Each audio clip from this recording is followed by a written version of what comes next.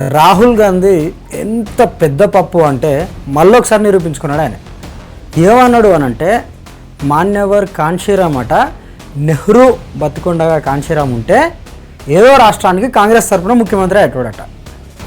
ఏం రాహుల్ గాంధీ, నీ తెలివి ఏడున్నది? కనీసం నీకు చిప్పు దొబ్బిందని వాళ్ళు వీళ్ళు అంటారు, కానీ అసలు నీ బ్రెయిన్లో చిప్పు కూడా లేదు, అది కూడా లేదు ఆయనకు. కాన్షీరామ్ ఎక్కడ, నీ దిక్కుమాలిన కాంగ్రెస్ పార్టీలో సీఎం ఎక్కడ? అసలు పోలుకున్నదా, సంబంధం ఉన్నదా? ఏం మెహర్బానీ చేసిర్రు? బాబాసాహెబ్ అంబేద్కర్ మీ టైంలోనే ఉన్నాడు కదా, నెహ్రూ టైంలోనే. నెహ్రూ పోయిండు, రాజీవ్ గాంధీ పోయిండు, ఇందిరాగాంధీ పోయింది.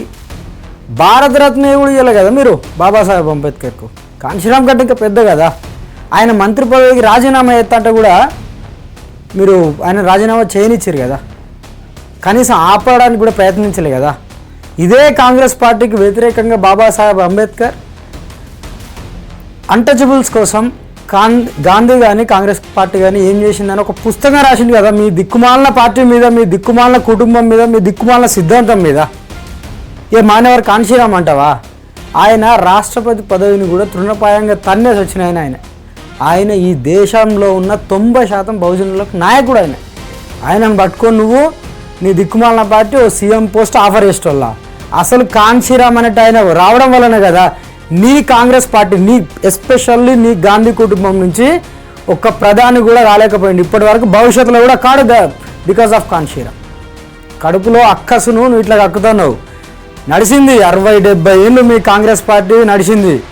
ఏదో అయ్యో దళితులు అనగానే వాళ్ళు వీళ్ళు అనగానే నమ్మిర్రు, మోసపోయిర్రు, ఓట్లేసారు. ఇక నడవది. రాహుల్ గాంధీ డ్రీమ్స్ అయ్యని అటో ఇటో లాస్ట్కి వెళ్ళిపోయినావు కానీ ప్రధానమంత్రి చచ్చినా కావు. నీ గాంధీ కుటుంబం ఇక్కడికే క్లోజ్ అవుతుంది. కాన్షీరామ్ పార్టీ పెట్టిందే మీ పార్టీ, కాంగ్రెస్ పార్టీకి, కాంగ్రెస్ విధానాలకు వ్యతిరేకంగా ఆయననే ఎండగట్టిండు. ఉత్తరప్రదేశ్ నుంచి కాన్షీరామ్ మిమ్మల్ని ఈడ్చి అవతల పడితే ఇప్పటికీ అక్కడ కాంగ్రెస్ అడుగు పెట్టలేకపోవడానికి కారణం మాన్యవర్ కాన్షీరామ్.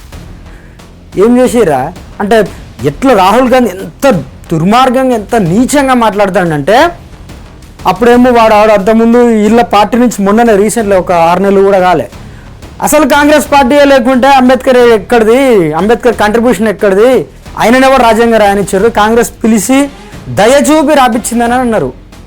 ఇదే రాహుల్ గాంధీ మొన్నటికి మొన్న కాన్షీరామ్ను ఒక దళితులకు మాత్రమే లీడరు, అసలు దళిత అనే ఒక సందర్భము కమ్యూనిటీ లేకుంటే కాన్షీరామ్ ఎక్కడ, అసలు లేనే లేడు దళిత అనేది లేకుంటే, అది కాంగ్రెస్ పార్టీ తీసుకొచ్చిందని ఈయననే అన్నాడు.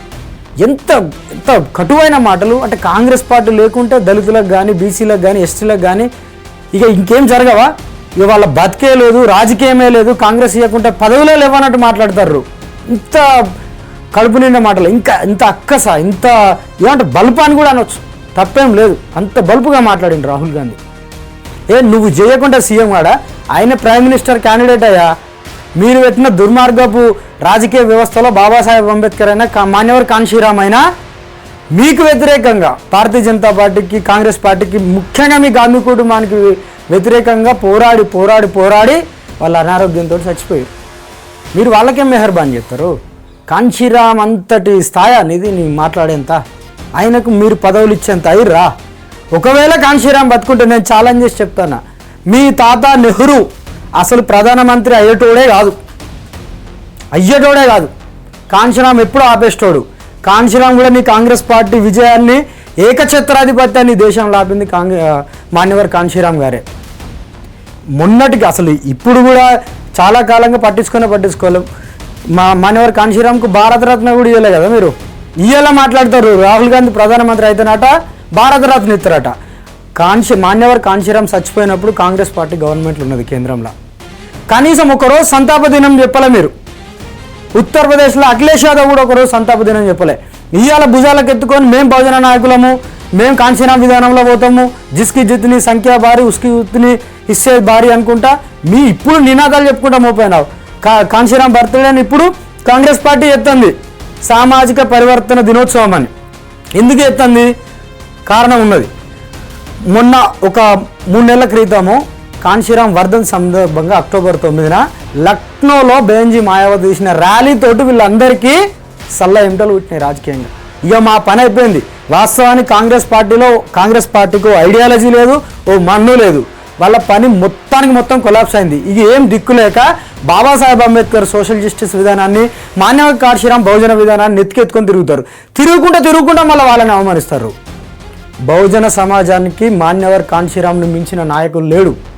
రాహుల్ గాంధీ, మీరు మీ స్థాయిని మాన్యవర్ కాంశీరాం సాహెబ్ స్థాయిని గుర్తించి మాట్లాడాలి. మీరు జయంతులు చేయండి, వర్ధంతులు చేయండి, వీలైతే ఆయన రాజకీయాన్ని మీరు ఫాలో అయ్యే ప్రయత్నం చేయండి. కాంగ్రెస్ ఫాలో అయినా అభ్యంతరం ఏం లేదు మాకు. కానీ ఏదో మీరు దయతలిస్తే మాకు పదవులు వస్తాయి అన్నంత లేదు. మేము స్వతంత్రంగా నిలబడతాం. బాబాసాహెబ్ మమ్మల్ని అట్లే నిలబెట్టిండు, మాన్యవర్ కాంశీరాం అట్లే నిలబెట్టిండు. ఆయన ఇంకొకటి గుర్తుంచుకో, కాంశీరాం గారు కాంగ్రెస్ పార్టీని చావు దెబ్బ కొట్టిండు. కాంశీరాం వారసులు ఉన్నారు, బొంద పెడతారు కాంగ్రెస్ పార్టీని, బీజేపీని కాంగ్రెస్ని బొంద పెడతారు.